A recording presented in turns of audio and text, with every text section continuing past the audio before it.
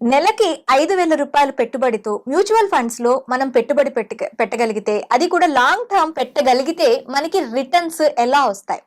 Detail గా చెప్పడానికి మనతో పాటు ఉన్నారు అరుణ్ కేకే గారు. ఆయన్ని మ్యూచువల్ ఫండ్ లెజెండ్ అంటూ ఉంటారు. ఆయన అడిగి డీటెయిల్ గా తెలుసుకుందాం. Hello sir. నమస్కారం మేడం. సార్, మ్యూచువల్ ఫండ్స్ లో ఇప్పుడు అందరూ కూడాను కొంత పక్కన దాచుకోవాలి అనుకుంటారు సార్. ఇప్పుడు నార్మల్ వర్కింగ్ చేసే వాళ్ళు ఎంతో కొంత సేవ్ చేసుకుందాం అనుకుంటారు. అలాంటి వాళ్ళకి మనకి బెస్ట్ ఆప్షన్ మ్యూచువల్ ఫండ్స్ అని మీరు అంటున్నారు. అయితే ఇప్పుడు నాకు ఒక 10 సంవత్సరాల్లో ఒక ఇల్లు కొనుక్కోవాలి అనుకుంటున్నాను. ఎట్ ప్రజెంట్ ఒక ఇల్లు కొనుక్కోవాలి అనుకుంటే ఒక అపార్ట్మెంట్లో మనకి 70 lakhsకి ఒక మంచి అపార్ట్మెంట్, స్పేషియస్గా ఒక 2 bedroom అపార్ట్మెంట్ వస్తుంది, కొంచెం మంచి లొకాలిటీలో. సో అది 10 years అయ్యేటప్పటికి అది మేబీ 1 crore వరకు వెళ్ళొచ్చు. ఓకే, మనం ఒక 1 crore మనం పెట్టుకుందాం టార్గెట్. నేను 10 yearsలో నేను మ్యూచువల్ ఫండ్స్లో నెలకు ఒక 5,000 పెట్టగలిగితే నేను ఈ గోల్ని రీచ్ అవ్వగలను అంటారా? ఈ గోల్ని 5,000 పెట్టడం ద్వారా మీరు రీచ్ అవ్వలేరు మేడం. కానీ 5,000 పెట్టడం ద్వారా మీరు లాంగ్ టర్మ్ 10 years కాకుండా 20 years, 25 years ఆర్ ఇంకా మీకు ఎక్కువ పెట్టుకోగలిగితే డెఫినెట్గా ఈ గోల్ కంటే కూడా మీరు డబల్ త్రిబుల్ కూడా సంపాదించవచ్చు. అంటే ఇప్పుడు ఇల్లు కాకుండా మనం ఇల్లు అనుకోకుండా ఇన్వెస్ట్మెంట్ అనేది ఒక ఇన్వెస్ట్మెంట్ గోల్ గా పెట్టుకోవాలి అంటారు. Yes madam. యా, ఇక్కడ మీరు అడిగిన క్వశ్చన్కి నేను ఒక డీటెయిల్డ్గా ఒక స్ట్రక్చర్డ్ వేలో సమాధానం ఇవ్వదలుచుకున్నాను. మొట్టమొదట మనము ఇన్వెస్ట్మెంట్స్ కొంత మనము ఒకటి ఎమర్జెన్సీ పర్పస్ తీసుకుంటాము. రెండవది వచ్చేసి మనకి అవసరాలకి, అంటే మనకి ఇప్పుడు మీరు చెప్పినట్టు ఇంటి అవసరం కానీ, లేదా వెహికల్ అవసరం కానీ, లేదా మ్యారేజ్ పర్పస్ కోసం, లేదా హెల్త్ పర్పస్ కానీ, ఏదైనా అవసరాల కోసం మనము ఇన్వెస్ట్మెంట్ చేయడం అనేది దాచుకోవడానికి మనం చేస్తూ ఉంటాం. ఎస్, వీటిల్లో ఇప్పుడు మనము ఇన్వెస్ట్మెంట్ చేయడానికి ఎన్నో ఉన్నాయి. మనము ఫస్ట్ బ్యాంక్లో సేవింగ్స్ అకౌంట్స్ తీసుకుంటాము, తర్వాత ఫిక్స్డ్ డిపాజిట్స్, రికరింగ్ డిపాజిట్స్, తర్వాత రియల్ ఎస్టేట్, బంగారు, తర్వాత స్టాక్స్, మ్యూచువల్ ఫండ్స్, బాండ్స్, ఇన్ని రకరకాలుగా మనము చేసుకుంటూ ఉంటాం. ఇప్పుడు మనము ఇన్వెస్ట్మెంట్ చేసుకున్నప్పుడు మిగతా వాటికి మ్యూచువల్ ఫండ్స్కి డిఫరెన్స్ ఏంటంటే, మిగతా వాటిల్లో మనం ఎప్పుడు కూడా ఇంట్రెస్ట్ అనేది సింపుల్ ఇంట్రెస్ట్ ద్వారా క్యాల్కులేట్ చేసుకుంటాం. అవును. ఒక మ్యూచువల్ ఫండ్స్లో మాత్రము మనము మామూలుగా కాంపౌండ్ ఇంట్రెస్ట్ ద్వారా మనము క్యాల్కులేట్ చేస్తాము. ఎందుకు మనం ఇక్కడ మ్యూచువల్ ఫండ్స్లో మామూలుగా క్యాల్కులేట్ చేస్తాము అంటే, ఈ మెథడ్ని మనం ఏమంటామంటే కాంపౌండెడ్ యాన్యువల్ జనరేటెడ్ రిటర్న్స్ అంటాం, CAGR అంటాం. ఓకే, ఎందుకు అలా జరుగుతుంది అంటే, మనకు ఒక స్టాక్ వాల్యూ అయితే ఈరోజు పెరుగుతుంది, ఆ రోజు రేపటికి తగ్గుతుంది, లేదా ఆ నిమిషంలోనే మీకు తెలుస్తూ ఉంటుంది. అదే మ్యూచువల్ ఫండ్స్లో ఆ యొక్క యూనిట్ వాల్యూ అనేది ఒక రోజుకి ఒకసారి మాత్రమే పెరగడం కానీ, ఒక రోజుకి ఒకసారి మాత్రం తగ్గడం కానీ జరుగుతుంటుంది. సో మీరు రికరింగ్ డిపాజిట్స్ కానీ, లేదా మీరు మామూలుగా వేరే ఇన్వెస్ట్మెంట్స్లో మీరు చేసుకున్నప్పుడు ఈ యొక్క సింపుల్ ఇంట్రెస్ట్ సంవత్సరానికి ఇంత అని చెప్పేసి అదే కన్సిస్టెంట్గా మీరు చేసుకుంటారు. సపోజ్ మీరు ఒక బ్యాంకులో ఒక 5,000 రూపాయలు మీకు పెడుతున్నారు. ఒక 5 ఏళ్ళకి వచ్చేసి ఎంత పెడతారు? సంవత్సరానికి 60,000. 3 ఏళ్ళకి వచ్చేసేసి 5 ఏళ్ళకి వచ్చేసి 3 లక్షల రూపాయలు పెడతారు. మీకు ఇప్పుడు 6% సింపుల్ ఇంట్రెస్ట్ ప్రకారం ఇస్తున్నారు అంటే సంవత్సరానికి ఎంత వస్తుంది మేడం? మీకు మామూలుగా 60,000కి అంటే 3 లక్షలకి ఎంత వస్తుంది మామూలుగా? దాదాపు మాక్సిమం వచ్చేసేసి మీకు 30 అంటే 6% వస్తుందంటే 18,000 రూపాయలు మాత్రమే వచ్చేదానికి అవకాశం ఉంటుంది సంవత్సరానికి. సో 3 లక్షల రూపాయలు మీరు అట్ ఎ టైం మీరు పెట్టుకున్నా సరే 5 ఏళ్ళ వరకు మీరు పెట్టుకుంటే సంవత్సరానికి 18,000 రూపాయలు వచ్చి 5 ఏళ్ళకి 90,000 రూపాయలు వస్తుంది. ఈ 90,000 రూపాయల మీద కూడా మామూలుగా స్టాండర్డ్ డిడక్షన్ తీసేసిన తర్వాతే ఈ సంవత్సరం నుంచి 75,000 పెట్టారు. 2018 నుంచి 2023 వరకు 50,000 వరకు పెట్టారు. అంతకుముందు 10,000 రూపాయలే ఉండేది ఈ స్టాండర్డ్ డిడక్షన్ అంటే. దాని అర్థం ఏంటంటే, మీకు వచ్చినటువంటి 90,000 రూపాయల ఆదాయంలో 10,000 రూపాయలు తీసేసి 80,000 రూపాయలకి మీ యొక్క ఆదాయం ఇన్కమ్ ట్యాక్స్ స్లాబ్ ఎలా ఉంటుందో అంత స్లాబ్ TDS కింద కట్ చేసి మీకు ఇస్తారు. అంటే సపోజ్ మీకు ఆదాయము మీరు ఒక ప్రైవేటు కంపెనీలో జాబ్ చేస్తున్నా, ఒక బిజినెస్లో మీరు ట్యాక్స్ రిటర్న్స్ చేస్తున్నా, లేదా మీరు మామూలుగా ఒక పబ్లిక్ అంటే గవర్నమెంట్ ఎంప్లాయీగా ఉన్నా సరే, మీ స్లాబ్ వచ్చేసేసి 10% నుంచి 10%, 20%, 30% ఉండేది ఇంతకుముందు. సో ఆ 10,000 రూపాయలు తీసేస్తే 80,000 రూపాయలు మీకు ఆదాయం వచ్చినట్లు లెక్క. సో మీరు కన్నా 20% స్లాబ్లో ఉంటే 80,000లో కూడా 20% అంటే ఎంత? దాదాపు 16,000 రూపాయలు టీడీఎస్ కింద కట్ చేసి మీకు ఎంత ఇస్తారు? 74,000 రూపాయలు మీకు మీ యొక్క అకౌంట్లో వేస్తారు. అంటే 3 లక్షల రూపాయలకి 5 ఏళ్ళకి ఎంత వచ్చింది మీకు? 74,000 రూపాయలు. This is called simple interest. బ్యాంకులలో ఫిక్స్డ్ డిపాజిట్స్ కానీ సింపుల్ ఇంట్రెస్ట్ విధానం కానీ ఈ రకంగా మనకు చేస్తాము. కాంపౌండ్ ఇంట్రెస్ట్ అంటే రికరింగ్ డిపాజిట్స్ లో ఇస్తారు. రికరింగ్ డిపాజిట్స్ లో ఎలా ఇస్తారు? ఎవ్రీ క్వార్టర్ కి మీ యొక్క ఇంట్రెస్ట్ ని కూడా అసలుతో కలిపి దానికి కూడా ఇంట్రెస్ట్ క్యాలిక్యులేట్ చేయడం మొదలు పెడతారు. ఇది 6.5%. ఇప్పుడు పోస్టల్ వచ్చేసి బ్యాంకుల కంటే ఒక 0.5% ఎక్కువ ఇస్తుంది. ఈ పోస్టల్లో కూడా మొత్తము మనము సేవింగ్స్ డిపాజిట్ లో పూర్తిగా వచ్చిన తర్వాత 6.5% అంటే వాళ్ళు 8 సంవత్సరాల 4 నెలలకు ఎంతో డబల్ అవుతుంది మీ అమౌంట్ అంటారు. అంటే 1,000 రూపాయలు మీరు కడతా ఉన్నారు అనుకుంటే ఈ యొక్క 8 ఏళ్ళ దీనికి 1,00,000 రూపాయలు మీరు కడితే 2 లక్షల రూపాయలు మీ చేతికి వస్తుంది. దాంట్లో కూడా మళ్ళీ ట్యాక్సెస్ కట్ చేస్తారు. సో ఇది జరుగుతూ ఉండేది. మ్యూచువల్ ఫండ్ దగ్గరికి వస్తాం. మ్యూచువల్ ఫండ్స్ లో మనం ఏం చెప్తున్నాం? ప్రతిరోజు యూనిట్ వాల్యూ పెరగడం కానీ ప్రతిరోజు తగ్గడం కానీ జరుగుతూ ఉంటుంది అనుకుంటాం. ఇప్పుడు ఆ రకంగా తీసుకున్నప్పుడు మామూలుగా ప్రతిరోజు 0.1% పెరిగింది అనుకుందాం. మీరు 365 రోజుల్లో ఎంత పెరిగినట్లు మీకు? 365 అంటే 36 పాయింట్స్ 36.5 పెరిగినట్లే కదా మీకు. సో అందువల్ల మ్యూచువల్ ఫండ్స్ సపోజ్ మీరు పెరిగినా కూడా స్టాక్ వాల్యూస్ కంటే కూడా కొన్నిసార్లు బాగా పెరగడానికి అవకాశం ఉంటుంది, కన్సిస్టెంట్ గా పెరగడానికి అవకాశం ఉంటుంది. ఎందుకు? మ్యూచువల్ ఫండ్ అనేది అన్ని స్టాక్స్ యొక్క ఆవరేజింగ్ వాల్యూ కాబట్టి. సో ఆ ఎన్ఏవి అనేది తొందరగా ఒక రోజులో వెంటనే పైకి పెరగదు, ఒక రోజులో వెంటనే కిందికి తగ్గదు. ఒక 0.1% ప్రకారం పెరుగుతుంది అనుకుంటాం. సో మీకు ఆ రకంగా చేసుకున్నప్పుడు ఏమవుతుంది? ఈజీగా మీకు సంవత్సరానికి 30% పెరిగింది అనుకుందాం. కానీ ఇది నేను కన్సిస్టెన్సీ అని నేను చెప్పను, ఎందుకంటే ఒక రోజు పెరగచ్చు ఒక రోజు తగ్గచ్చు. కానీ ఆవరేజ్ తీసుకున్నప్పుడు మీకు 14% సిఏజిఆర్ అనుకుందాం, లేదా 15% సిఏజిఆర్ అనుకుందాం. ఓకే, అంటే 15% compounded annual generated returns. Okay, మీకు ఒక చిన్న లెక్క చెప్తాను. 1,00,000 రూపాయలు ఈరోజు మీరు ఒక దగ్గర పెడితే మీకు 20% ఇంట్రెస్ట్ ఇస్తున్నారు. 5 years లో ఎంత అవుతుందండి?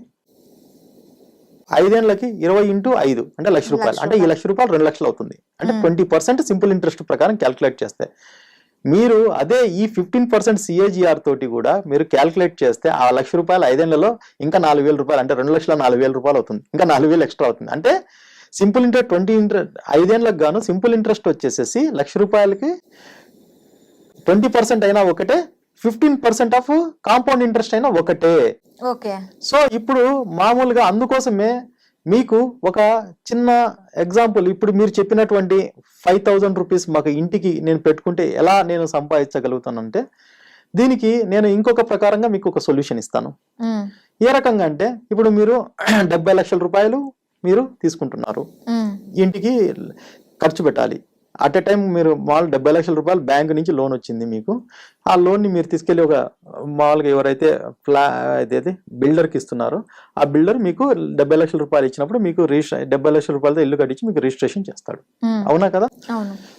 ఈ బ్యాంక్ మీకు 70 లక్షల రూపాయలు లోన్ ఇచ్చేటప్పుడు 85% నుంచి 90% వరకు మీకు లోన్ కింద వస్తుంది. మిగతా 10 లక్షలు మీరు పెట్టుకోవాల్సిందేనా? అంటే 70 లక్షల్లో 7 లక్షల రూపాయలు మీరు క్యాష్ అయితే కంపల్సరీ పెట్టుకోండాలి. ఈ 70 లక్షల రూపాయలకి మీరు 20 ఏళ్ళలో 30 ఏళ్ళలో ఈఎంఐ కట్టుకుంటుంటారు. అంటే దాదాపు 20 ఏళ్ళ ఈఎంఐ కట్టుకున్నప్పుడు మీకు ఈవెన్ ఈ రోజు ఉన్నటువంటి 9.25 9.15 9% అనుకుందాం, మీకు ఎంత కట్టాలి? ప్రతి నెల ఎంత కట్టాలి? మీరు 70 లక్షలకు గాను 63,000 రూపాయలు కట్టాల్సి వస్తుంది. సపోజ్ ఎగ్జాంపుల్, ఈ 63,000 రూపాయలు 20 ఏళ్ళకి కడితే ఎంత మీరు కడతారు? మీరు మామూలుగా 63,000 20 ఏళ్ళు అంటే మాక్సిమం సంవత్సరానికి 12 ఆర్ల 72 7 కోట్ల చిల్లరే. 7 కోట్లు కాదు, ఇంకా అడిషనల్ ఇంట్రెస్ట్ వచ్చేసి మీరు దాదాపు 1,20,00,000 వరకు కట్టాల్సి వస్తుంది. ఓకే, మీరు ఈ 1,20,00,000లో 0.1% అంటే 12,000 రూపాయలు మీరు ప్రతి నెల ఈ ఇంటికి 70 లక్షల ఈఎంఐతో పాటు దీంతో కూడా ఒక మీరు సిప్పులో కనుక వేసుకున్నారు అంటే ఈ యొక్క 20 ఏళ్లలో మీకు దాదాపు మీకు ఎంత రావడానికి అవకాశం ఉంటుందంటే దాదాపు 3,18,00,000 వరకు రాదా. అంటే మీకు ఇల్లు మిగిలిపోయినట్లే, మీరు ఇంట్రెస్ట్ కట్టేది కూడా మిగిలిపోయినట్లే. కానీ ఇంటికి కట్టేది 63,000 రూపాయలు ఈఎంఐ, ఇక్కడేమో మీకు మామూలుగా 12,000 రూపాయలు. మీరు చూడండి ఎంత డిఫరెన్స్ వస్తుందో మీకు. సో ఆ రకంగా క్యాల్కులేట్ చేసుకున్నప్పుడు ఈ 70 లక్షల రూపాయలకి ఎంత కట్టాలి అనేది మనం ప్లాన్ చేసుకోవచ్చు ఆ రకంగా. సో మ్యూచువల్ ఫండ్లో ఎందుకంటే ఆ కన్సిస్టెన్సీ, కాంపౌండింగ్ అనేది అంత ఉపయోగం ఉంటుంది. దీన్ని ఇంకొక రకంగా కూడా నేను చెప్పదలుచుకున్నాను.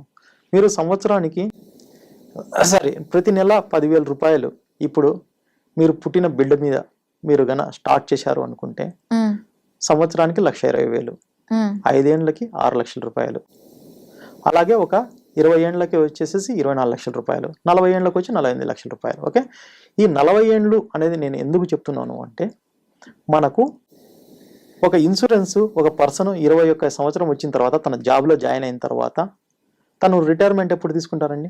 60 ఏళ్ళకి తీసుకుంటారు, అంటే దాదాపు 40 ఏళ్ళు. సో ఒకసారి మీరు ఎల్ఐసిలో ఒక ప్రీమియం అనేది స్టార్ట్ చేశారు అంటే మీరు ఎప్పుడు కూడా ఎల్ఐసిని 2 రకాలుగా మనం చూస్తాం. ఒకటి ఎమర్జెన్సీ పర్పస్, లేదా రిటైర్మెంట్ అయిపోయిన తర్వాత నాకు కొంత క్యుములేటివ్ అమౌంట్ వస్తే నేను సేఫ్గా ఉంటాను అనేటువంటిది. సో ఈరోజు ఇన్ఫ్లేషన్ ప్రకారం ఈరోజు లెక్కలు మనం చూసుకుంటే ఈవెన్ మీకు 40 ఏళ్ల తర్వాత వచ్చే 1 కోటి రూపాయలకు గాను ఈ రోజు నుంచి ఎంత కట్టాలి? దాదాపు మనము నెలకి ఒక 10,000 రూపాయలు మనము కట్టాల్సి ఉంటుంది. దీంట్లో ఈ కాంపౌండింగ్ ఇంట్రెస్ట్ ఎలా క్యాల్కులేట్ చేస్తామంటే ఎల్ఐసిలో ఇంటర్నల్ రిటర్న్ రేషియో అంటారు. అంటే సంవత్సరానికి ఎంత ఇంట్రెస్ట్ ఇస్తారని 5.04 నుంచి ఇప్పుడు 6కు పెంచుతున్నారండి. అన్ని స్కీమ్స్కి పెంచలేదు, ఇంకా కొన్ని స్కీమ్స్కి పెంచుతున్నారు. సో మీరు 40 ఏళ్ళు 48 లక్షలు కట్టినా కూడా మీకు వచ్చే ఆదాయం వచ్చేసి 1,50,00,000 వరకు రావచ్చు ఈ ప్రకారం వేసుకున్నప్పుడు. అదే మీరు రికరింగ్ డిపాజిట్లో అంటే 40 ఏళ్ళు మీరు ప్రతి నెల పోస్టాల్లో వచ్చేసి మీరు 10,000 రూపాయలు వేసుకుంటూ ప్రతి నెల 40 ఏళ్ళ వరకు మీరు చేసుకుంటే మీకు 2,27,00,000 వరకు రావచ్చు. అదే ఒక మ్యూచువల్ ఫండ్లో మామూలుగా నేను లీస్ట్ ఇంతవరకు కూడా నా జీవితంలో ఏ కస్టమర్కి కూడా ఇంతకంటే తక్కువ కాంపౌండింగ్ ఇంట్రెస్ట్ జనరేట్ చేయకుండా ఇవ్వలేదు. అది ఎంత అంటే మినిమం అంటే 12%. సో నేను 12% తోటి మీరు క్యాల్కులేట్ చేసుకున్నప్పుడు 40 ఏళ్ళకి ఒక్కసారి మీరు ఊహించగలరా ఎంత పర్సెంటేజ్ ఎంత ఉంటుంది అనేది? 9,70,00,000 రూపాయలు. చూడడానికి మనకి సింపుల్గా ఒక 5% డిఫరెన్స్ తోటి. అదే మీరు మామూలుగా ఒక 15% అంటే మీరు ఎంత అంటే ఒక 3% అంటే మీరు నా ఇన్వెస్టర్గా వచ్చినందుకు నేను మీ మీద మామూలు మిగతా నార్మల్ అడ్వైజర్స్ కంటే ఒక ప్రొఫెషనల్ అడ్వైజర్గా నేను మీ మీద కేర్ తీసుకొని ఒక 3% అడిషనల్గా ఈ 40 ఏళ్ళకి వచ్చేదానికి నేను ప్లాన్ చేశాను అనుకోండి, ఎంత రావచ్చు అనుకుంటున్నారు మీరు? ఒక 18 వరకు రావచ్చా? 15 కోట్ల వరకు మామూలుగా ఆ రకంగా చూసుకున్నప్పుడు 23 కోట్లు. ఒక 3% మీకు చేంజ్ అయినందుకు దాదాపు డబల్ అయిపోయింది మీకు. 9,70,00,000 నుంచి 23 లక్షలు. ఇప్పుడు మామూలుగా మీకు ఫండ్ మేనేజర్స్, మ్యూచువల్ ఫండ్స్ కంపెనీసే చెప్తున్నాయి మామూలుగా ఈక్విటీగా అఫీషియల్ గాను అన్అఫీషియల్ గాను డిఫరెంట్ మీడియాస్ ద్వారా మేము 15% వరకు మేము ఇస్తున్నామని. ఇప్పుడు నేను ఒక ప్రొఫెషనల్ అడ్వైజర్ అయినందుకు నేను ఈ 15% నుంచి ఒక 3% జనరేట్ చేస్తాను అనుకోండి, ఇంకా ఎక్కువ అంటే 18% నేను జనరేట్ చేసి ఇస్తున్నాను అనుకోండి. ఏది బ్యాంకులు ఎట్లయితే మామూలుగా 18 to 20% సంపాదించి మనకు మాత్రం 6.5% మాత్రం ట్రాన్స్ఫర్ చేస్తున్నాయి. నేను అలాగే ఒక బ్యాంక్స్ ఎలా అయితే ఆలోచిస్తాయో నేను కూడా అలా ఆలోచించి మీ మీద నేను మామూలుగా మీ ఇన్వెస్ట్మెంట్ నేను ట్రాక్ చేశాను అనుకోండి. అంటే మీకు ఇన్వెస్ట్ చేసి మీకు అలాంటి లాభాలు సమాపార్జించడంలో మీకు నేను ఉపయోగపడితే ఎంత మీకు ఇన్వెస్ట్మెంట్ లాభం రావచ్చు అంటే దాదాపు 57 కోట్ల రూపాయలు నెలకి 10,000తో 10,000 రూపాయలతోటి. 40 సంవత్సరాలు. సో అంటే ఆ రోజు పిల్లలకి మామూలుగా ఇప్పుడు పుట్టిన బిడ్డకి 40 ఏళ్ళు వచ్చేటప్పటికి అతను కూడా జీవితంలో ఎన్నో చూసుంటాడు, మ్యారేజ్ అయి ఉంటుంది, అతనికి పిల్లలు పుట్టింటారు, వాళ్ళకి ఉద్యోగం రావచ్చు. పుట్టిన తర్వాత నుంచి స్టార్ట్ చేస్తే ఖచ్చితంగా వాళ్ళు పెరిగేటప్పటికి వాళ్ళ లైఫ్ సెటిల్మెంట్ కి మనం ఇలా పెట్టి ఇవ్వచ్చు అనమాట. అంటే 40s లోని వాళ్ళ జాబ్ సెటిల్మెంట్స్ కానీ వాళ్ళ బిజినెస్ సెటిల్మెంట్ కానీ దేనికైనా మనం ఇవ్వచ్చు. Exactly madam, exactly. So 54 crores simple గా నేను మీ మీద ఈ రోజు ఒక కరెక్ట్ రైట్ ఫండ్ చూస్ చేసుకోవడం ద్వారా అంటే అంతవరకు వస్తుందని మీరు క్వశ్చన్ కూడా చేయొచ్చు. ఇక్కడ మనం ఏం చేస్తామంటే ఈ సిఏజిఆర్ మనకు మేనేజ్ అవ్వడం కోసము అప్పుడు ఈ ఫండ్ పర్ఫామ్ చేయకపోతే వేరే ఫండ్ లో మనం పెట్టడము, plan A, plan B, plan C. ఇది ఈ plan A, plan B, plan C అనేది ఒక అడ్వైజర్స్ ద్వారా మాత్రమే అవుతుంది. ఎక్కడైతే మీకు ఈ యొక్క బ్యాంక్స్ కానీ ఫిన్టెక్ యాప్స్ కానీ మీకు ఎక్కడ సపోర్ట్ చేయవు. ఓకే, అందుకే అడ్వైజర్స్ త్రూ వెళ్ళి మనం మ్యూచువల్ ఫండ్ ని ఎంచుకోవటం ద్వారా ఎక్కువగా లాభాలు పొందే అవకాశాలు ఉంటాయి. ఖచ్చితంగా ఉంటాయి. ఓకే, సో ఈ 18% కాకుండా మీరు ఈ మధ్య చూసారు మామూలుగా కొన్ని ఫండ్స్ వచ్చేసేసి 23%, 22% వరకు ఇచ్చాయి. ఫర్ ఎగ్జాంపుల్ మీరు లైవ్ లో కూడా చూస్తే, మీరు మొబైల్లో చూస్తే ఒక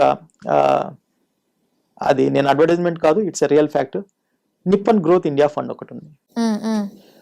8th అక్టోబర్ 1995 లో స్టార్ట్ అయింది. ఈ రోజుకి ఇంకొక 2 months ఉంటే 29 years అవుతుంది. మీరు చెక్ చేశారంటే దాని యొక్క ఎన్ఏవి 4,000 దాటింది. 10 రూపాయల నుంచి స్టార్ట్ చేసింది 4,000 దాటింది. అంటే 400 times పెరిగింది. ఓకే, అంటే 40,000% యాజ్ ఆన్ టుడే. అంటే ఆ రోజు స్టార్ట్ చేసినప్పుడు 29 years లో పర్సంటేజ్ ప్రకారం చూసుకుంటే 40,000% అది ఎక్కువ ఇచ్చింది. దాని సిఏజిఆర్ చూస్తే ఎంత అంటే 23.12. అంటే నేను ఇప్పుడు 22% ప్రకారం క్యాల్కులేట్ చేసుకున్నాను సరే, అది ఈ యొక్క 40 yearsకి ఎంత అవుతుంది తెలుసా? 173 crores అవుతుంది. అదే 23%తో నెక్స్ట్ ఇప్పుడున్న పర్సెంటేజ్ ప్రకారం నెక్స్ట్ 11 ఏళ్ళు వెళ్తే మీరు జస్ట్ గెస్ చేయండి, 1%.